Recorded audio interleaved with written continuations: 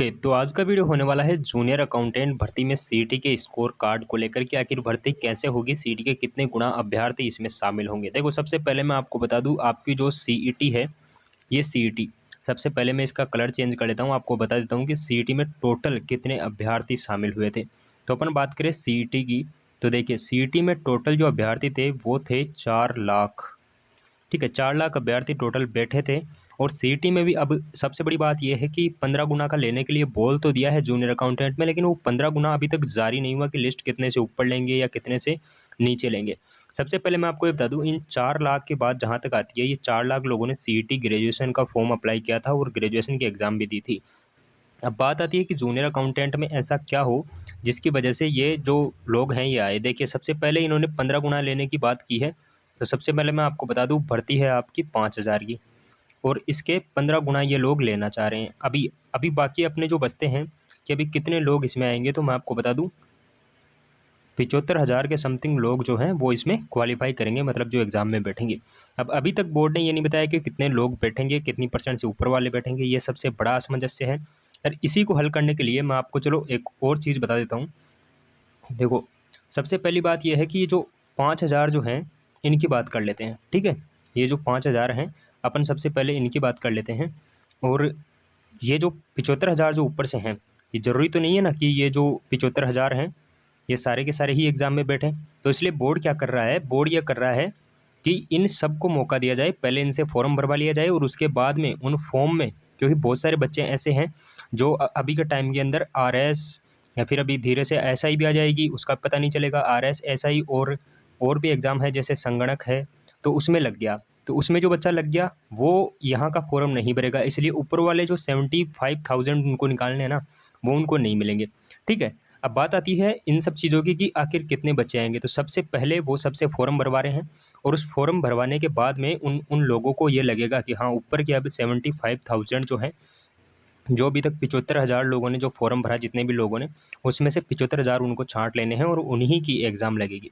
अब चक्कर ये रहा कि बच्चे जो हैं वो कोर्स भी ले रखे हैं, तैयारी भी कर रहे हैं, कई लोग कोर्स लेके सीरियस होकर तैयारी कर रहे हैं। अगर उनका नहीं आया, मतलब अगर 40% में उनका नंबर नहीं आया, या फिर जो भी बोर्ड अगर इसके साथ 40 की जगह ऐसे कर लो कि 65% से ऊपर वालों को ले ले, अगर उसमें अगर किसी बच्चे का नंबर नहीं आया, तो वो बच्चा तो फिर उसकी तो तैयारी डूब गई, फिर वो था ना तो आरएस में जाने लायक रहा, ना एसआई में जाने के लायक रहा, और ना ही वो संगणक की तैयारी कर सका।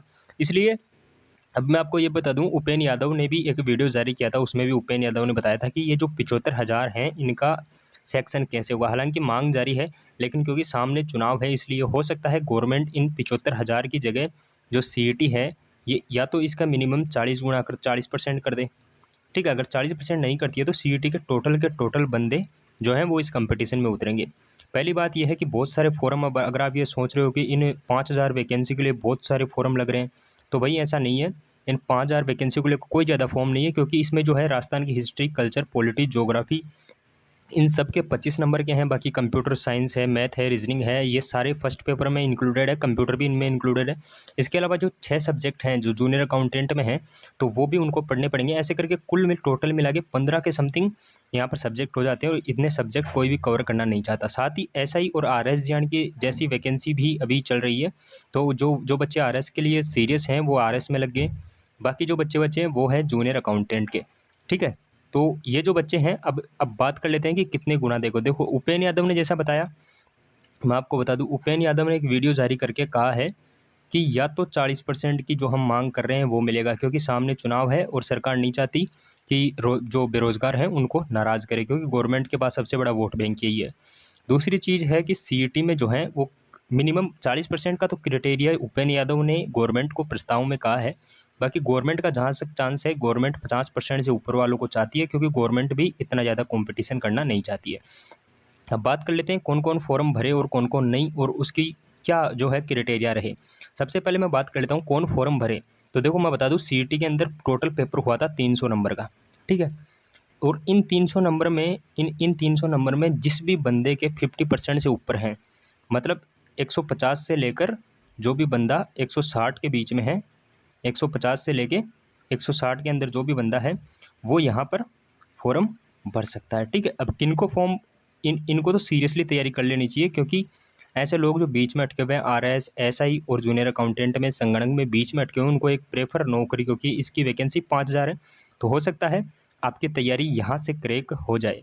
अब देखो आरएस प्री है, और आरएस की मैं अगर बात करूँ, अगर जो बंदे ये सोच रहे हैं कि आरएस और इसमें से अपन किसको प्रेफर करें, देखो जहाँ तक आरएस की बात आती है, आरएस की क्या है, आरएस की सिर्फ प्री है, और प्री क्या है, सिर्फ और सिर्फ एक क्वालिफाइंग एग्ज़ाम है। इसके ना तो नंबर जुड़ते हैं ना और कुछ। सीईटी में अगर आप एससी एसटी से बिलोंग करते हो तो आपको सिर्फ और सिर्फ 45% नंबर ही प्री में लाने होंगे पास करने के लिए, बाकी प्री के मार्क्स नहीं जुड़ते। तो जो बंदे सीरियस हैं वो तो अगर जूनियर अकाउंटेंट में सीरियस होंगे तो जीके का जो फर्स्ट पेपर है वो तो रहेगा ही, तो उनका तो 45% से निकल जाएगा प्री। अब बात कर लेते हैं जूनियर अकाउंटेंट की, ठीक है।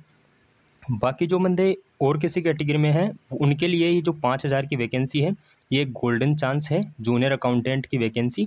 तो इस तरह से जैसा कि उपेंद्र यादव ने बताया, इन 5000 पोस्ट के लिए हो सकता है 40% का क्राइटेरिया हो, या हो सकता है 50% का क्राइटेरिया भी हो सकता है। तो इस 50% से लेकर 60% तक, मतलब मिनिमम 50% से लेकर 60% तक, 50 से लेकर 60% तक जिसके भी सीईटी में नंबर आ रहे हैं वो डायरेक्ट तैयारी पे लग जाओ, कुछ भी सोचना नहीं है।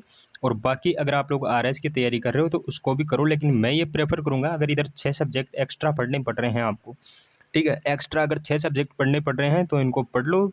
रही बात आरएस की, तो आरएएस जो है वो मेंस एग्ज़ाम नहीं है, सिर्फ और सिर्फ प्री एग्ज़ाम है, और प्री के अंदर जो जो मार्क्स होंगे वो सिर्फ और सिर्फ क्वालिफाइंग मार्क्स होंगे, मतलब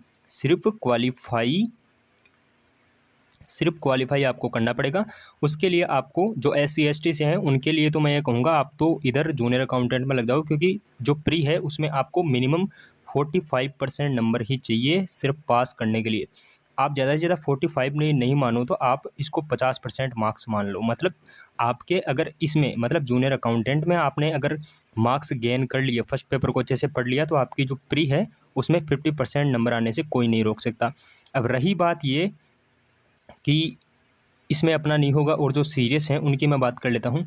बाकी जो आरएएस के लिए प्रेफर कर रहे हैं, जिनकी आरएएस की तैयारी नहीं है, वो मैं ये कहूँगा कि वो भी जूनियर अकाउंटेंट अगर कर सकते हैं तो करें, वरना आरएएस प्री के लिए लग जाएं अभी से, क्योंकि आरएएस की वैकेंसी अगले 3 साल तक नहीं आएगी। जैसे ही गवर्नमेंट का भरोसा नहीं है, वही गवर्नमेंट चेंज भी हो सकती है। इसलिए जिसके भी सीईटी में 50 से 60% तक नंबर हैं, जिसके भी सीईटी में 50 से 60% नंबर हैं, वो आज ही तैयारी में लग जाओ, ठीक है। और बाकी खबरें आपको मिलती रहेंगी इसी चैनल पर, तो चैनल को सब्सक्राइब भी ज़रूर कर लेना।